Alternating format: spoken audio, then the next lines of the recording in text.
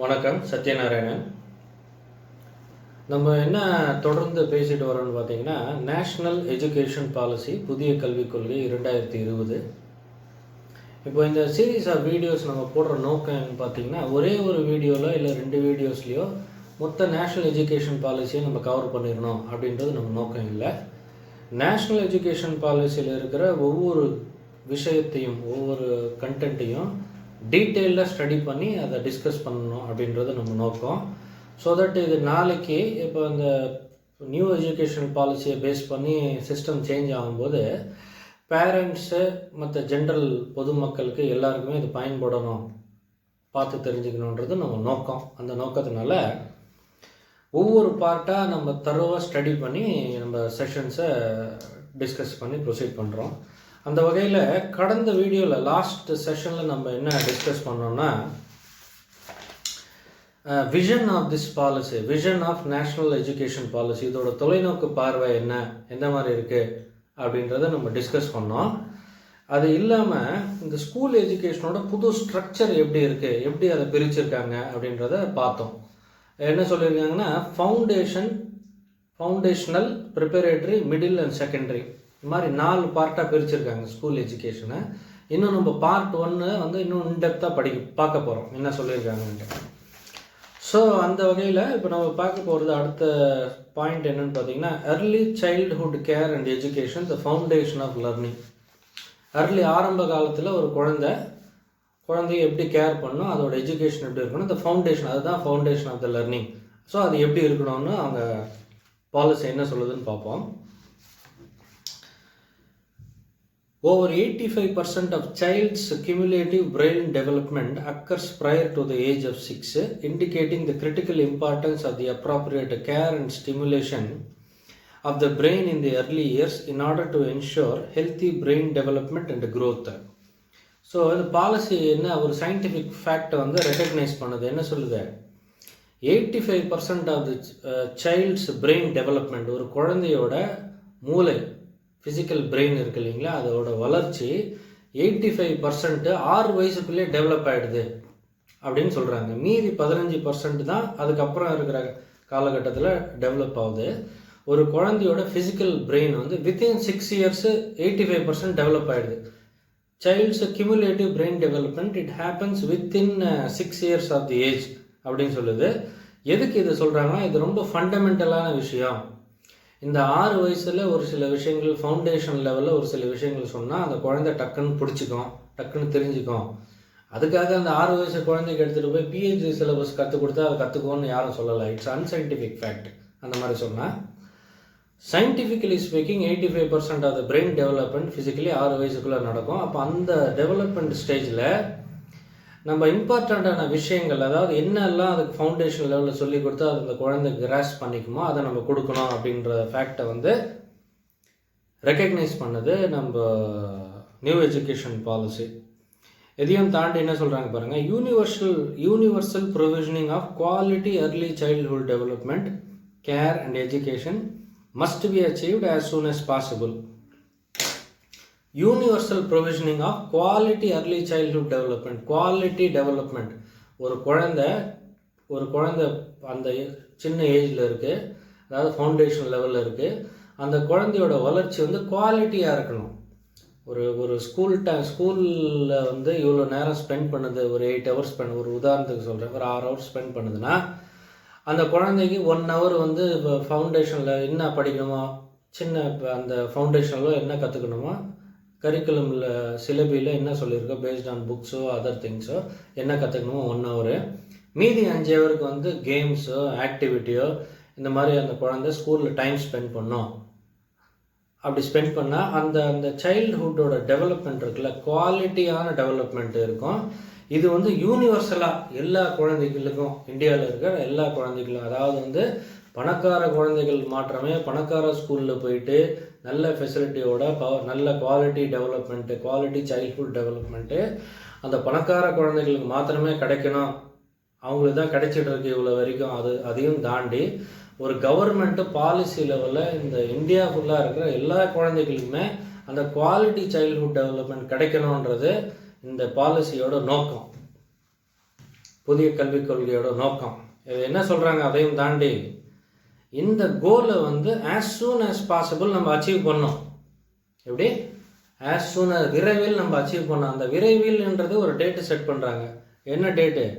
No later தேன் 2030, 2030க்குள்ளே நாங்கள் எங்கள் கல்விக் கொள்கையில் சொல்கிற குவாலிட்டி சைல்ட்ஹுட் டெவலப்மெண்ட் இருக்கு இல்லையா, quality early childhood development care and education, இதை வந்து நாங்கள் எப்போ அச்சீவ் பண்ணோம்? as soon as possible அப்படின்னு சொல்கிறாங்க.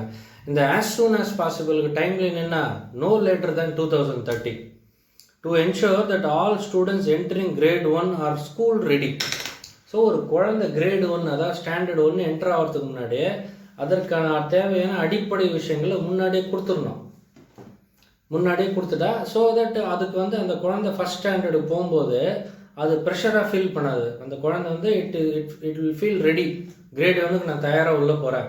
அது எப்போ வரும்? அந்த கிரேட் 1க்கு முன்னாடி குவாலிட்டி அர்லி சைல்ட்ஹுட் டெவலப்மெண்ட்டை என்ஷூர் பண்ணோம் கவர்மெண்ட். பண்ணிருச்சுன்னா கிரேட் 1ல் they will feel they are school ready, ஸ்கூலுக்கு போகிறதுக்கு நான் தயாராகிட்டேன் அப்படின்னு அவங்க கிளம்பி போயிடுவாங்க. இன்டர்நேஷ்னலி குவாலிட்டியான ஒரு விஷயம் இது. அதாவது வந்து நம்ம எப்போவுமே சொல்லிகிட்டே இருக்குமா, அமெரிக்காவில் குழந்தைங்க அப்படி படிக்கிறாங்க, ஜப்பானில் அப்படி படிக்கிறாங்க, ஃபாரினில் அப்படி கொடுக்குறோம், வாயிலே சொல்லிகிட்டே இருந்தால் பத்தாது. யாராவது இப்போ இருக்கிற கவர்மெண்ட் மாதிரியோ இப்போ இருக்கிற பிரைம் மினிஸ்டர் மாதிரியோ நேரில் இறங்கி வந்து செயலில் செய்து காட்டணும். அந்த செயலில் செய்கிற வேலை தான் இந்த நேஷ்னல் எஜுகேஷன் பாலிசி 2020.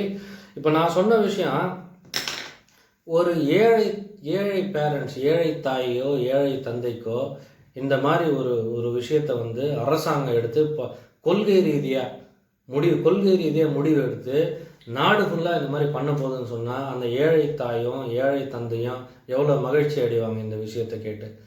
இப்போ இதை எதிர்க்கிறாங்க இல்லையா, இது எதிர்க்கிறவங்க எவ்வளோ தவறான சிந்தனை உள்ளவர்கள் அப்படின்றது நம்மளுக்கு இதுலேருந்தே தெரியுதா இல்லைங்களா? இதை இந்த நாடு உணரணும், பாமர மக்கள் உணரணுன்றது என்னுடைய வேண்டுகோள்.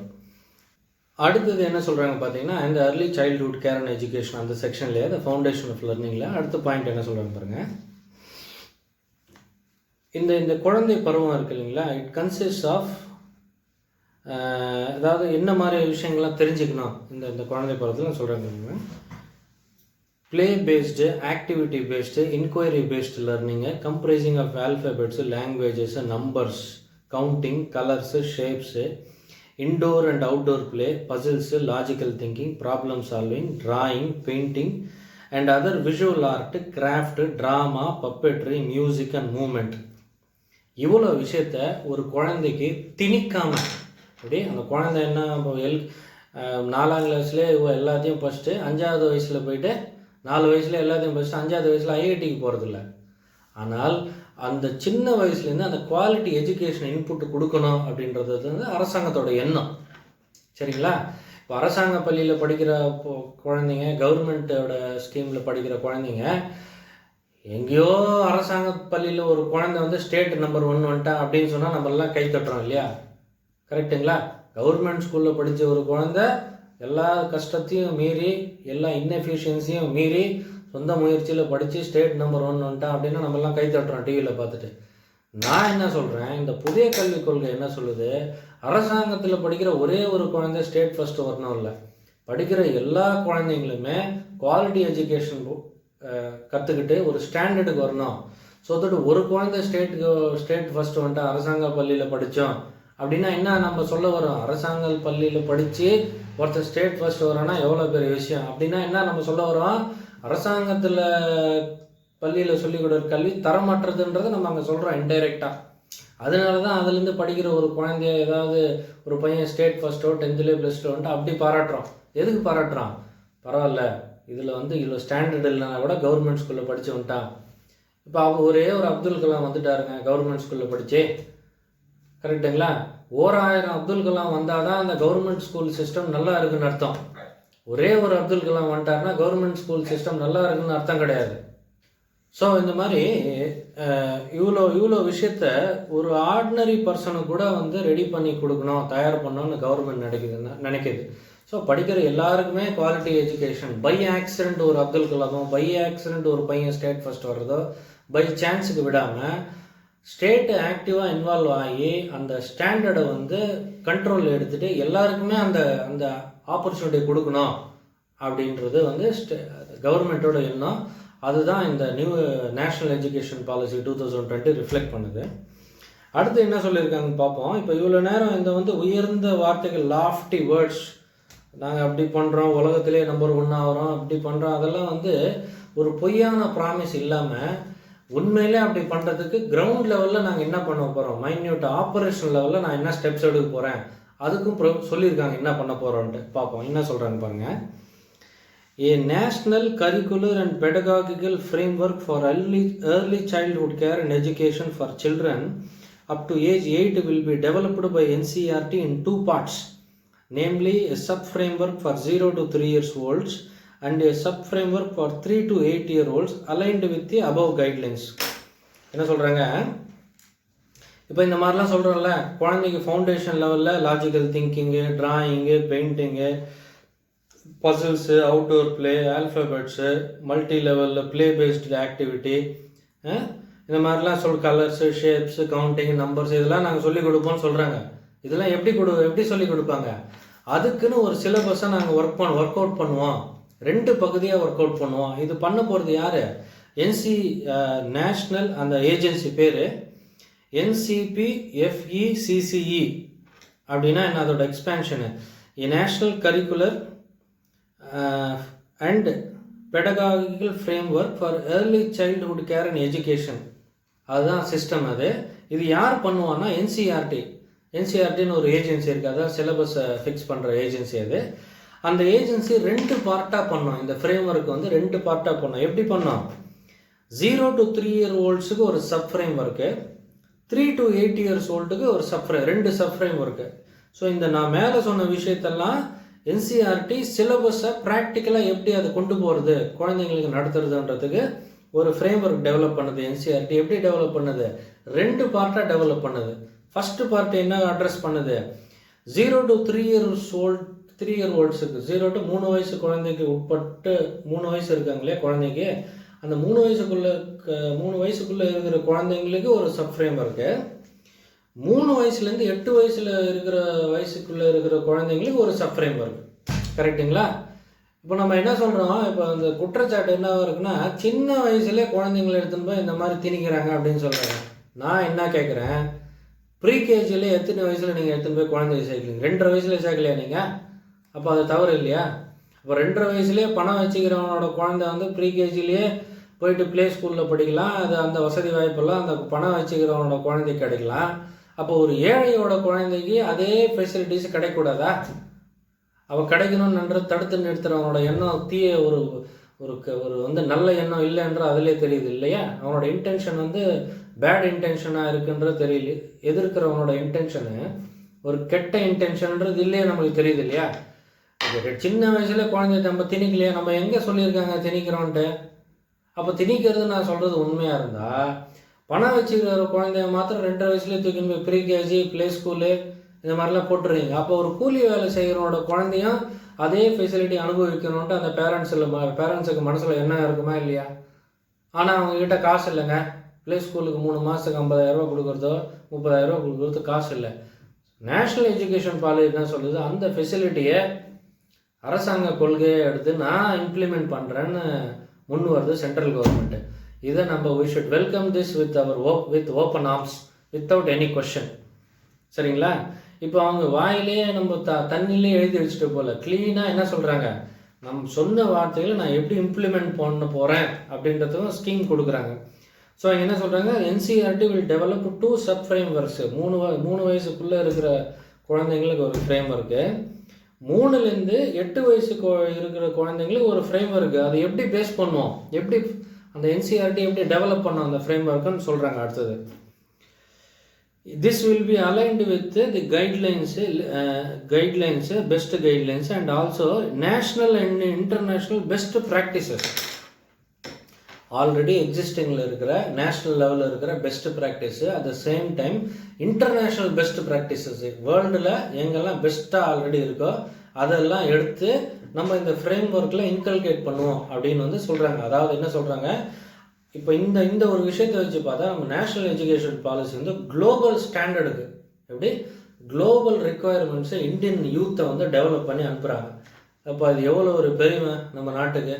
ஒரு 30 வயசு இன்னையிலேருந்து ஒரு 30 வருஷத்தில் இந்த நியூ எஜுகேஷன் பாலிசியில் குழந்தைங்க படிச்சுட்டு ஸ்டூடெண்ட்ஸ் படிச்சுட்டு வெளியே வந்து ஒரு குவாலிட்டி எஜுகேஷன் அவங்க கட்டுக்குள்ளே வச்சு இந்த உலகத்தை ஃபேஸ் பண்ணுறாங்கன்னா, ஃபேஸ் பண்ணி ரிசல்ட்ஸை ப்ரொடியூஸ் பண்ணால் அவங்க பண்ணுற வேலையினால அந்த பெருமை யாருக்கு? அந்த பாரத நாட்டுக்கு தான் பெருமை. சரிதானே? இப்போ இதை ஒருத்தன் தடுத்து நிறுத்தினான்னா அவனோட எண்ணம் எவ்வளோ மட்டமான எண்ணமாக இருக்கணுன்றது இந்த நாடு பார்க்கணும், இந்த நாடு ரியலைஸ் பண்ணணும், இந்த நாட்டு மக்கள் தெரிஞ்சுக்கணுன்றது நான் கேட்டுக்கிறேன். இப்போ சொன்ன மாதிரி இப்போ நம்ம இப்போ கேட்கலாம், இதை எதிர்க்கிறவங்க கேட்கலாம், என்ன கேட்கலாம், 3 வயசுக்குள்ளே இருக்கிற குழந்தைங்க எதுக்குங்க இவ்வளோ சிலபஸ்ஸு, இல்லை 3 to 8 வயசில் இருக்கிற குழந்தைங்களுக்கு எதுக்குங்க சப் ஃப்ரேம் இருக்குது சிலபஸ்ஸு, இல்லை காம்ப்ளிகேட்டடாக பேசுகிறீங்களே அப்படின்னு கேட்கலாம் அவங்க தாராளமாக. தவறான பேச்சுன்றது என்னோட கருத்து. விஷயத்தை தெரிஞ்சுக்கிட்டு பேசணும். இந்த மாதிரி சொல்கிறவங்க பார்த்தீங்கன்னா அவங்க டைமை ஸ்பெண்ட் பண்ணியிருக்க மாட்டாங்க. பாலிசியை படித்து பாலிசி என்ன சொல்லுதுன்னு டைம் ஸ்பெண்ட் பண்ணியிருக்க மாட்டாங்க. மேலோட்டமாக மீடியாவில் என்ன சொல்லுதோ அதை அப்படியே திருப்பி இவங்களும் சொல்லுவாங்க. அது தவறு. நான் என்ன சொல்கிறேன்னா, இப்போ 3 வயசுக்குள்ளே இருக்கிற குழந்தைக்கு ஒரு ஃப்ரேம் ஒர்க்கு, 3 to 8 வயசு இருக்கிற குழந்தைக்கு ஒரு ஃப்ரேம் ஒர்க்னா எதையும் இவங்க திணிக்கலை. சிலபஸ் ஹெவியாக எம்பிபிஎஸ் சிலபஸை 8 வயசு குழந்தைக்கு சொல்லி கொடுக்குறேன்னு கவர்மெண்ட் எங்கேயும் சொல்லலை. என்ன சொல்கிறாங்கன்னா, அந்த ஏஜில் ஒரு ஒரு ஒரு கஷ்டப்படுற ஃபேமிலியோட குழந்தை எதுவுமே இல்லாமல் வீட்டிலே இருந்து மற்ற குழந்தைங்களை அண்ணாந்து பார்த்து, பணக்கார குழந்தை ஜாலியாக ப்ளே ஸ்கூலில் போய் விளையாடிட்டு வருதோ, ப்ரீ ஸ்கூலில் போய் விளையாடிட்டு வருதோ, அதை அண்ணாந்து பார்க்குது வாயை திறந்து. அந்த ஃபெசிலிட்டியை நம்ம ஏழை குழந்தைங்களுக்கும் அதை கொடுக்கணும். ஒரு கவர்மெண்ட் பாலிசி லெவலில் அதை எனேபிள் பண்ணணும் ஈக்குவலாக எல்லாருக்கும். ஒரு பணக்கார பையனாக இருந்தால், பணக்கார வீட்டுக்கார குழந்தையாக இருந்தாலும் சரி, ஏழை வீட்டின் குழந்தைக்கும் ஈக்குவலாக அது வரணும். ஏன்னா நம்ம முன்னாடியே சொல்லியிருக்கோம், ஈக்விட்டபிள் எஜுகேஷன், குவாலிட்டி எஜுகேஷன் ஈக்குவலாக ஈக்குவிட்டபிளாக கிடைக்கணுன்றது முன்னாடி வீடியோவில் நம்ம டீட்டெயிலாக டிஸ்கஸ் பண்ணியிருக்கோம். அதை பார்த்தீங்கன்னா உங்களுக்கு தெரியும். இப்போ இந்த ஃப்ரேம் ஒர்க்குன்னு சொல்கிறாங்க இல்லையா, இப்போ நம்ம என்சிஆர்டி ரெண்டு சப் ஃப்ரேம் ஒர்க் டெவலப் பண்ண போது இது எதை பேஸ் பண்ணி டெவலப் பண்ணுறாங்கன்னு பாருங்கள். ஆல்ரெடி சொல்லிட்டாங்க, இன்டர்நேஷ்னல் பெஸ்ட் ப்ராக்டிசஸையும் நாங்கள் மனசில் வச்சு தான் அந்த ஃப்ரேம் ஒர்க்கை நாங்கள் டெவலப் பண்ணுவோம். எதையும் தாண்டி என்ன சொல்கிறாங்க பாருங்கள், இன் பர்டிகுலர், அதாவது இந்த பெஸ்ட் ப்ராக்டிசஸ் இந்த பெஸ்ட் ப்ராக்டிசஸை வச்சும் ஃப்ரேம் ஒர்க் டெவலப் பண்ணுவோம். இதையும் தாண்டி numerous rich local traditions of India developed over millennia involving art, story, poetry, games, songs and more will also be suitably incorporated. எப்படி இன்டர்நேஷ்னல் பெஸ்ட் ப்ராக்டிசஸையும் இந்த frame work நாங்கள் develop பண்ணும்போது கணக்கில் மனசில் வச்சுக்கிட்டு டெவலப் பண்ணுவோம். யார் பண்ணுவோம்? என்சிஆர்டி பண்ணோம். இது இல்லாமல் நம்மளுடைய லோக்கல் ரிச் ட்ரெடிஷன்ஸ் இருக்கு இல்லையா, நம்மளோட சொந்த கல்ச்சர் இருக்கு இல்லையா இந்தியா. இப்போ நம்மலாம் அந்த காலத்தில் தெனாலிராமன் கதைகளை படிச்சிருப்போம், அந்த மாதிரி விக்ரமாதித்ய கதைகளை படிச்சிருப்போம். அந்த கதைகள்லாம் இன்னும் எனக்கு மைண்டில் இருக்குங்க. அந்த குழந்தையில நான் ஒரு 3 வயசில் படித்ததை, 3 வயசில் டீச்சர் சொன்னதோ வீட்டில் சொன்னதோ இன்னும் எனக்கு அந்த கதைகள் ஞாபகம் இருக்குது. அந்த கதைகள்லேருந்து 2-3 மாரல்ஸை என் மைண்டில் வச்சுக்கிட்டு வாழ்க்கையில் பண்ணும்போது ஏதாவது ஒரு விஷயத்தில் இந்த மாரல் அப்ளை பண்ணுறோம். நானும் என் குழந்தைக்கு சொல்கிறேன். அந்த மாதிரி அவங்க என்ன பாலிசி என்ன சொல்லுது பாருங்கள், இந்த மாதிரி லோக்கல் கேம்ஸ், அதாவது local poetry, local games, local traditions, local songs, இதை எல்லாத்தையுமே local stories, importantly speaking local stories, art, இது எல்லாத்தையும் கூட அந்த என்சிஆர்டி ஃப்ரேம் ஒர்க் டெவலப் பண்ணும்போது மனசில் வச்சுக்கிட்டு தான் டெவலப் பண்ணோம். எல்லாமே ஃபாரின்லேருந்து இம்போர்ட் பண்ண மாட்டோம். நம்ம foreign is the best, India is the பெஸ்ட்ன்றது கணக்கு கிடையாது. ஏன்னா அப்படி தான் நம்ம வாழ்க்கையை வாழ்ந்துன்னு anything foreign is best, imitate foreign, anything local is ஒஸ்ட்னு சொல்லி சுற்றிட்டு இருக்கோம். நம்ம இந்த எண்ணம் மாறணும். ஃபஸ்ட்டு நம்மளுக்குன்னு ஒரு வரலாறு இருக்குது. நம்மளோட லோக்கல் ஹிஸ்ட்ரியை, நம்மளோட லோக்கல் கேம்ஸு, லோக்கல் ஸ்டோரிஸையும் இது எல்லாத்தையும் கூட நம்ம ஃப்ரேம் ஒர்க்கில் இன்வால்வ் பண்ணோம். ஏன் இதெல்லாம் சொல்கிறோம்? நம்ம என்ன சொல்லியிருக்கோம் இதுக்கு முன்னாடி பேசும்போது, இதெல்லாம் சின்ன குழந்தைலேருந்தே சொன்னாதான் நான் இந்த இந்தியன் சொல்லும்போது அந்த ப்ரைடு அப்போ தான் வரும் மனசில். திடீர்னு ஒரு 25 வயசு பையனுக்கு போய் இந்தியாவோட ப்ரைடு வரணுன்ட்டு நம்ம ஒரு 5 வருஷம் இல்லை 5 மணி நேரம் லெசன் எடுத்தால் அவனுக்கு ஆட்டோமேட்டிக்காக வந்துடாது. குழந்தையிலேருந்தே இந்த சிலபஸ்லேயே நம்ம இந்த local stories, local heroes, local context அந்த குழந்தைக்கு சிலபஸில் அங்கங்கே ஸ்ப்ரே பண்ணி சொல்லி விட்டாதான் அது வளர்ந்து 18 வயசு ஆகும்போது இந்த நாட்டு மேலே ஒரு பற்று வரும், நாட்டு மேலே ஒரு கௌரவம் வரும், நாட்டு மேலே ஒரு ப்ரைடு வரும். இந்த லோக்கல் ஸ்டோரிஸ்ன்னு சொல்கிறாங்க, இங்கே ஒரு வேர்டு யூஸ் பண்ணியிருக்காங்க 1.3 பேஜ் நம்பர் 7 1.3 செக்ஷனில். லோக்கல் ஸ்டோரிஸையும் லோக்கல் கேம்ஸும் போயிட்ரி இது எல்லாத்தையும் மனசில் வச்சுக்கிட்டு தான் ஃப்ரேம் ஒர்க் டெவலப் பண்ண சொல்கிறாங்க. இந்த ஸ்டோரிஸை பற்றி சொல்லும்போது எனக்கு ஒரு மனசில் ஒரு இது வருது. என்ன அப்படின்னா, நம்ம இந்த வீர சிவாஜி நம்ம அடிக்கடி சொல்லுவோம். வீர சிவாஜி எப்படி ஒரு சின்ன 14 வயசு 15 வயசுலேயே வந்து ஒரு ஒரு குழந்தையோட வயசு தான், 14 வயசு 15 வயசுன்ற ஒரு குழந்தையோட வயசு தான். அவ்வளோ வயசுலேயே ஒரு சாம்ராஜ்யத்தை கட்டுப்படுத்த அளவுக்கு அவருக்கு எப்படி அந்த பவர் வந்தது, அந்த அந்த மனசு வந்து திடமாக எப்படி ஆச்சு அப்படின்னு வந்து அடிக்கடி ஆச்சரியப்படுறது உண்டு. அது ஏன் அப்படி அவர் ஆனார் சத்ரபதி சிவாஜி வீர சிவாஜி ஏன் அப்படி ஆனார்னா, அவங்க அம்மா அவருக்கு கதைகள் சொன்னாங்க. ராமாயணம் மகாபாரதம் இந்த கதைகளை சொல்லி ஒரு குழந்தைய வந்து உலகமே போற்ற அளவுக்கு ஒரு ஹீரோ ஆகிட்டார் அவர். அது எப்படி ஆனார்? அவங்க அம்மா சொன்ன கதைகள்னால தான். அப்போது அந்த லோக்கல் ஸ்டோரிஸ்க்கு எவ்வளோ இம்பார்ட்டன்ஸ் இருக்குது. அந்த இம்பார்ட்டன்ஸை நான் மனசில் வச்சுக்கிட்டு தான் ஃப்ரேம் ஒர்க்கை டெவலப் பண்ணுவேன் அப்படின்னு நேஷ்னல் எஜுகேஷன் பாலிசி சொல்லுது. எவ்வளோ பெரிய உன்னதமான சிந்தனை. இந்த ஒரு விஷயத்துக்காக நம்ம பாராட்டணும் இதை எடுத்துகிட்டு வந்தவங்கள. இப்போ நம்ம இது வரைக்கும் பார்த்தோம், நம்ம அர்லி சைல்ட்ஹுட் கேர் அண்ட் எஜுகேஷனில் பார்த்துட்டோம். இப்போ அடுத்து என்ன சொல்ல வராங்க பாருங்கள். இதே செக்ஷனில் நம்ம இதோட இந்த செஷனை முடிச்சுக்குவோம். அடுத்து நம்ம என்ன டிஸ்கஸ் பண்ண போகிறோம் நான் சொல்கிறேன். இப்போ இந்த 3 வயசுக்குள்ளே இருக்கிற குழந்தைங்களுக்கும் 3லேருந்து 8 வயசுக்குள்ளே இருக்கிற குழந்தைங்க ஒரு ஃப்ரேம் ஒர்க்லாம் செட் பண்ணுறோம். இப்போ அந்த குழந்தைங்க ஸ்கூலுக்கு போயிட்டு இந்த ஃப்ரேம் ஒர்க்கை பேஸ் பண்ணி படிக்க போகிறாங்க. கரெக்டாக? இப்போ வரப்போகிறது ஏழை குழந்தைகள் அப்படின்றதுனால அவங்களுக்கு உணவு அதெல்லாம் ரெடி பண்ணணும் இல்லையா அரசாங்கம். அதனால் என்ன சொல்கிறாங்க பாருங்கள், அங்கன்வாடி சென்டர்ஸை வந்து நாங்கள் வந்து தரம் உயர்த்துவோம். அங்கன்வாடி இப்போ நம்ம அடுத்த சப்ஜெக்ட் அதை இப்போ நம்ம டிஸ்கஸ் பண்ணல, இதோட முடிச்சுக்கிறோம். அடுத்து நம்ம என்ன டிஸ்கஸ் பண்ண போகிறோன்றது இப்போ நான் சொல்கிறேன். அங்கன்வாடி சென்டர்ஸை நம்ம எப்படி தரம் உயர்த்துகிறோம், இன்ஃப்ராஸ்ட்ரக்சர் டெவலப் பண்ணுறோம். ஸோ தட்டு அவங்க வந்து அந்த 3 வயசுக்குள்ளே இருக்கிற குழந்தைங்களுக்கும் இல்லை 3 to 8 வயசுக்குள்ள குழந்தைங்களும் அவங்க எப்படி சப்போர்ட் பண்ணுவாங்க. அப்போ அவங்கள சப்போர்ட் பண்ணணும்னா அங்கன்வாடி சென்டர்ஸை நாங்கள் ஸ்ட்ரென்தன் பண்ணுறோம் அப்படின்னு வந்து நம்ம கல்விக் கொள்கையில் சொல்லியிருக்காங்க. இது அடுத்த செஷனில் நம்ம டீட்டெயில்டாக டிஸ்கஸ் பண்ணலாம். அங்கன்வாடி சென்டர்ஸ் பற்றி இந்த புதிய கல்விக் கொள்கை என்ன சொல்லுது அப்படின்றத பற்றி நம்ம டிஸ்கஸ் பண்ணலாங்க. வணக்கம். சத்யநாராயணன்.